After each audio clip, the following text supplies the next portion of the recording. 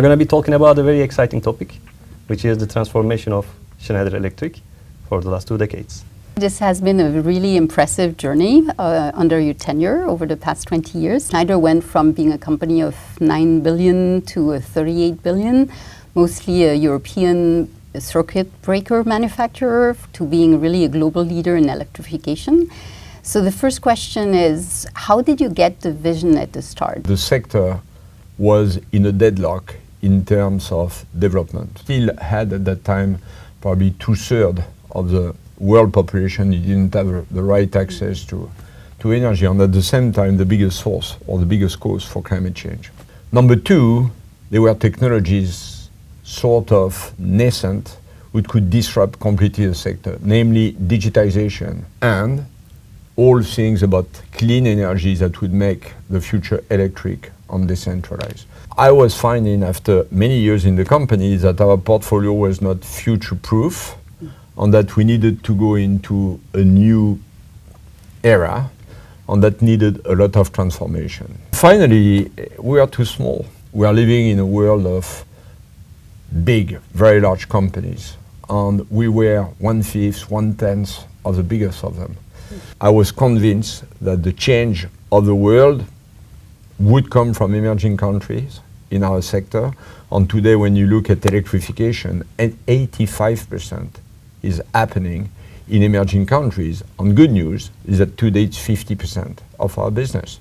Put all of this together, we put together a strategy where we would disrupt the sector and pioneer technologies for sustainability to make energy sustainable, based on digitization for efficiency, based on electrification for decarbonization.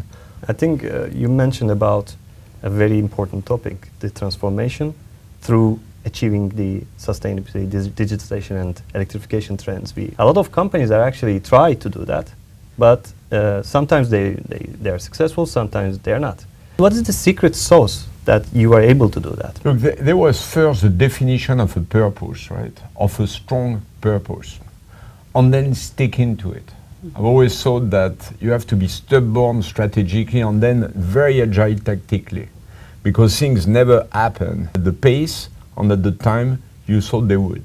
So we said we want really to develop technologies to achieve more while using less of the resources. Then I think fundamentally there is a very strong thing which is probably more important than anything is resilience. If you believe in one thing, you really have to stick to it. Then as a leader, I translated that long-term objective in 3 years objectives that would be reachable by the company with the human resources or financial resources that we had at that point in time. Then choose the people and create an environment, a model of operation that gives those people a lot of empowerment so that they are very motivated to make a difference, and a very open culture so that you can bring on board all the new capabilities that you didn't have in the company and that you must have for the future.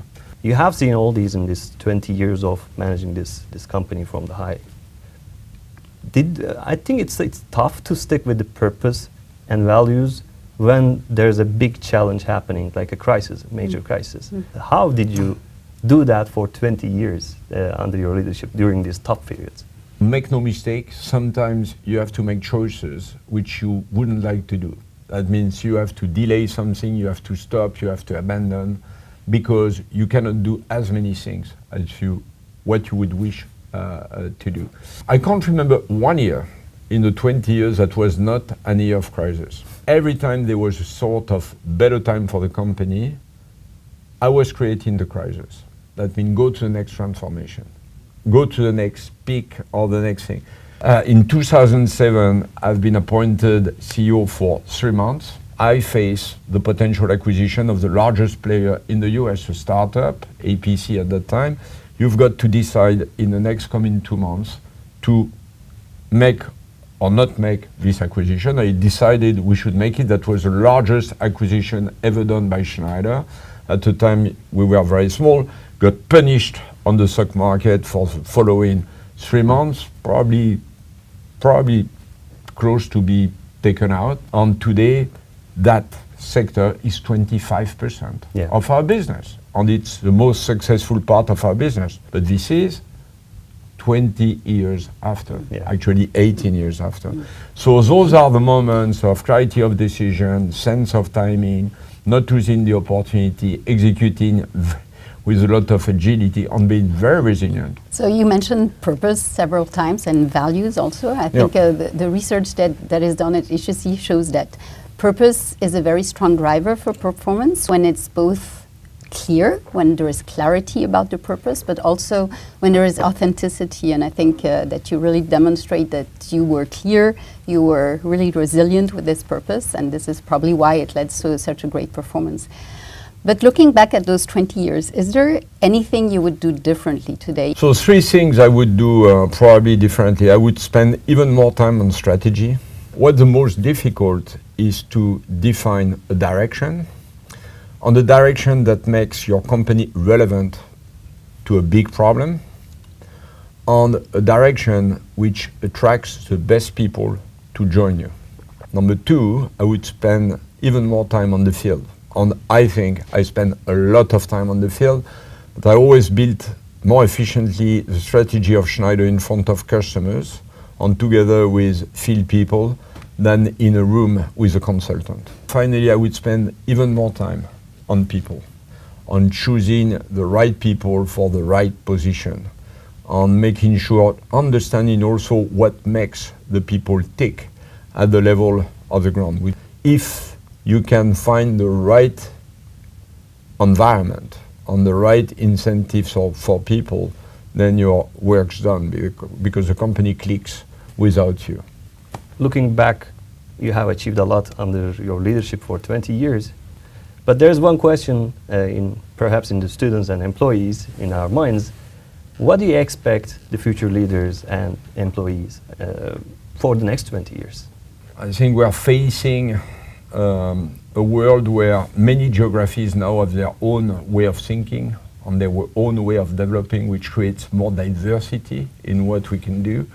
And technology is coming with that new revolution of AI, which digitizes everything and brings new capabilities, but really new possibilities to deal with very big issues. So I would expect leaders to be really passionate, because when you are a leader, you have to transmit energy to people who are exposed to a lot of anxiety in the world, but you have to transmit a lot of positive energy. I would say I would expect them to be grounded and very curious. When I say curious, passionate for disruption. It's more than curiosity, it's having ideas to change, having ambition to change things.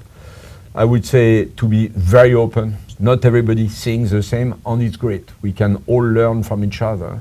And teams that can work across cultures are really stronger than other people. With social networks and everything, you are fed every day with a flood of immediate information. But what makes the difference is thinking through the cycle and thinking 10 years or 20 years from now. And then you have to reconcile that beyond with the moment, right?